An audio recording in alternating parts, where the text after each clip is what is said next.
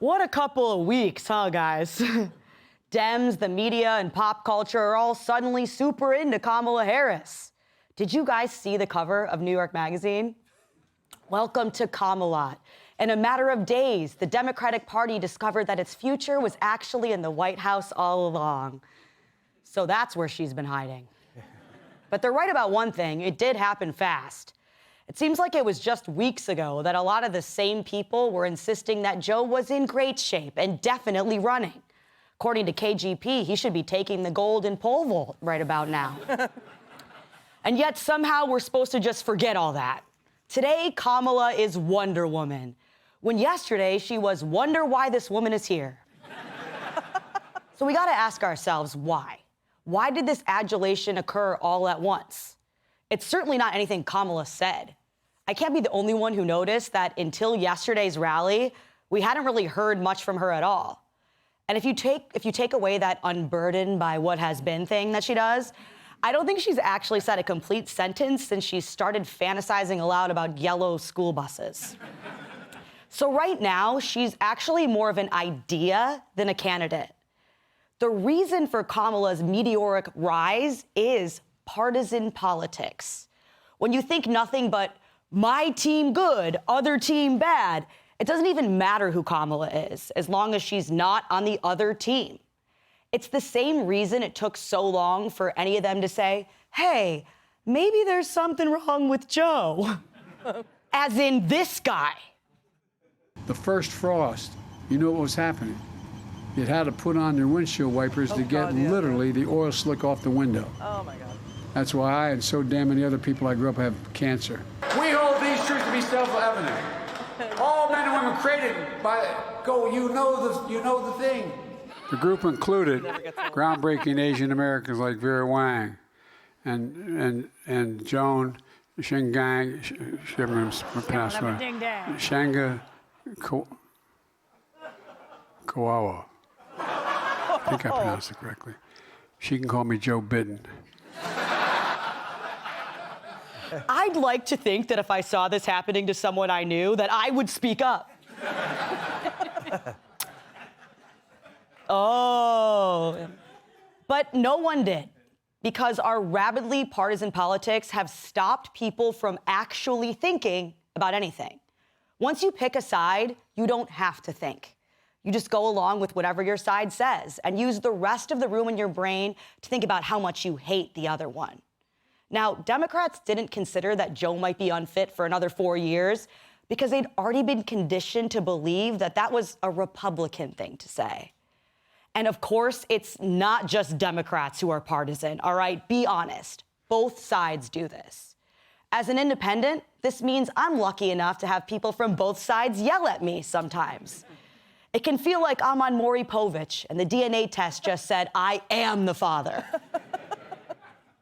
It really sucks, and not just because it kind of hurts my feelings when people are mad at me. The hyper-partisanship also sucks because it tears us apart unnecessarily. It's sad, but it's true. Politics makes us fight with people we actually know on behalf of people who don't even know we exist. And all of this while the people in power play us against each other in order to gain even more power and control. It's the subject of my new book, I Used to Like You Until, which comes out in September, and you should pre-order now, and not just because my feet are on the cover. It's also because it's an issue that's very important to me, especially as I'm about to bring a new human into the world. Thank you. Yeah, in case you haven't seen online today, I'm pregnant. And my body no longer looks like it did when I shot that book cover. As some of you have so kindly pointed out, by the way. Oh, no. Real nice, huh? You'd think Greg would at least say it to my face. No, my husband and I are very excited to become parents. Yay. Yes, thank you. And of course, to finally have the acceptance of J.D. Vance. But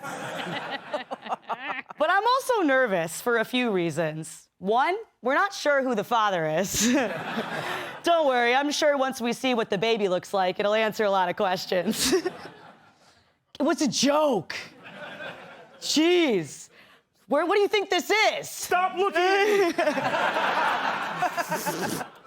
But on a very serious note, guys, I'm also very worried about raising my child in a world where it's not acceptable to be an individual with independent thoughts. It's especially sad considering that we live in a country that was founded on the value of individual rights. I'm also terrified to just raise a child in general. I'm afraid I won't be a good mom. I'm afraid that I'll be giving up my career, and if my book or my tour flop, then I will see that as a confirmation of that fear. So if you've ever been in my mentions or email telling me to get pregnant, I did it. So help me out, please, and pre-order my book at therealkattimpf.com. Thank you. Clever, clever. Thank you. And that was not self-promotion either, because it was for my kid. And if you don't want to order it because you hate me and you hated this whole monologue and you want me to be fired, please keep that to yourself, okay? I'm very sensitive right now because of all the hormones. And I also had to write this entire thing without my ADHD medication or nicotine and very little caffeine. As grateful as I am to be pregnant, it is also hard. I don't mean I'm some kind of unique victim either when I say that. I actually mean the opposite. To all of the gajillions of women out there who have done this, I had no idea how hard it was. And every single one of you is a hero. For real. And I know that it's, yes, thank you, one person who clapped. I also know that it's like not gonna get any easier, probably for decades if I'm lucky, because that's what motherhood is. But the good news is I can look at the hard times as just one more way I can relate to the other women who have shared this same experience. Yes, regardless of our politics. Let's welcome tonight's guest. She's so trippy, magic mushrooms are jealous. Host of Kennedy Saves the World podcast, Kennedy. His jokes are so sick, Anthony Fauci keeps lying about them. Comedian Jim Norton. On this McDonald's farm, she has a boatload of money. Host of the Evening Edit on Fox Business, Liz McDonald. If you think his biceps are big, you should see his heart.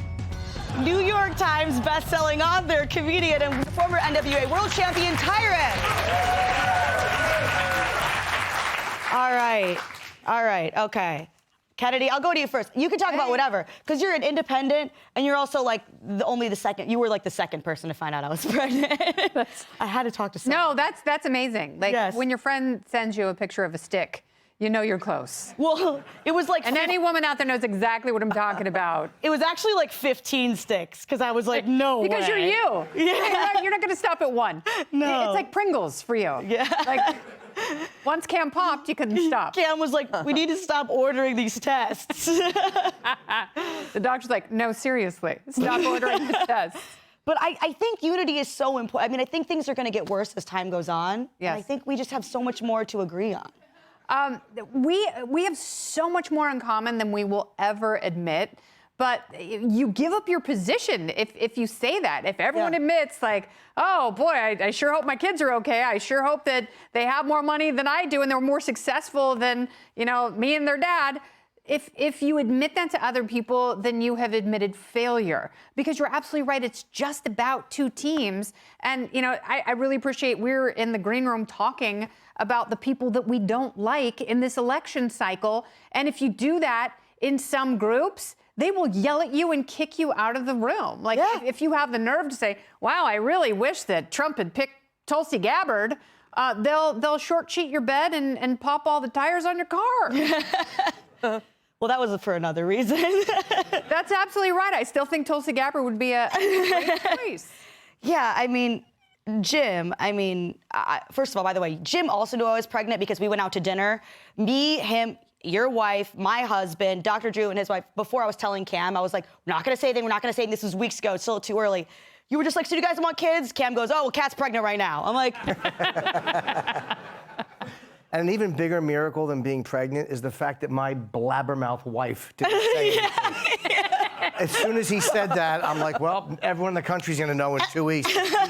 Shut up. I just was like, just don't tell anyone. Just shut up. So I'm happy you made the announcement. Thank you. It's finally out there. Everyone can blab about it. But Jim, this is something we talk about too all the time, where it's like, it's constant, like this team, that team.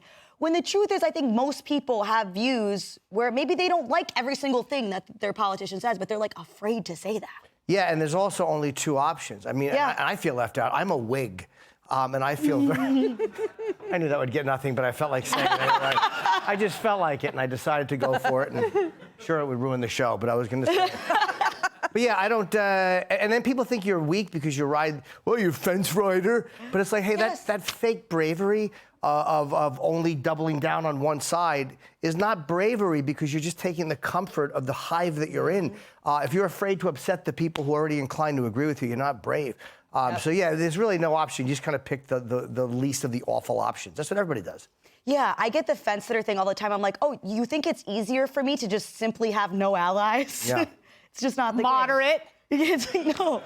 People It comes from very small government. And it's annoying, too. They're like, Jim, why are you sitting on the fence? I'm like, it feels good.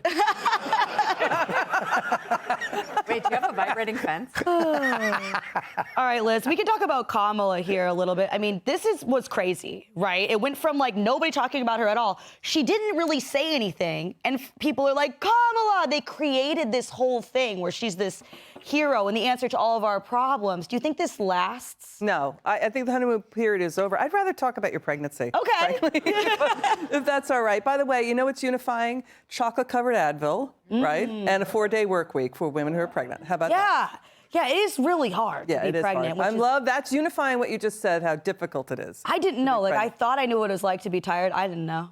You know, by the way, Elizabeth is a beautiful name for a child. But, you know, getting back to Kamala Harris, I mean, yes, I think the honeymoon period is over. I think we're going to get into, like, the fake Southern accent that she's about to use. Yeah, we're going to get into that in the next. But, you know, I don't, when you look at the policy holes there, it's more than Swiss cheese. So I think we're in for a rough ride right now. Yeah, absolutely.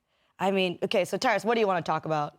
First of all, to be clear, we know who the father is. Yeah. The internet shellacks, okay? Secondly, I couldn't resist saying it was funny. Hey, I laughed. I probably, before I said it was a joke, there's someone sending an email like, she wouldn't know who that father is. Look how short her skirts are.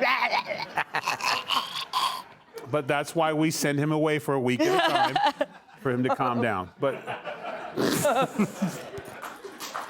thank you. Thank you. Listen, here's the thing.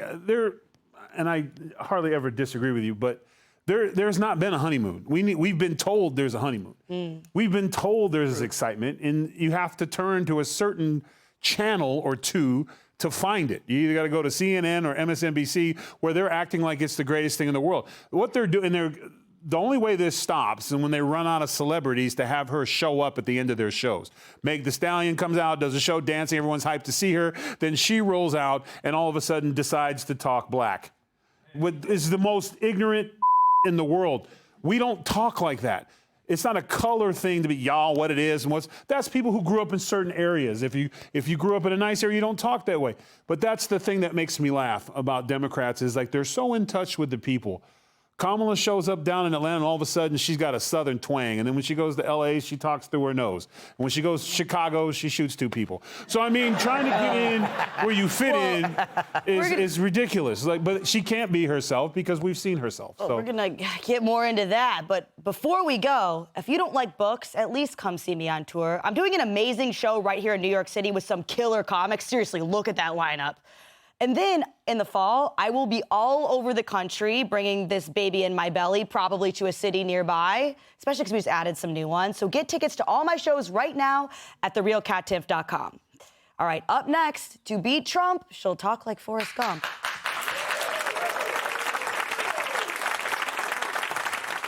If you'll be in the New York area and would like tickets to see Gutfeld, go to foxnews.com/Gutfeld and click on the link to join our studio audience.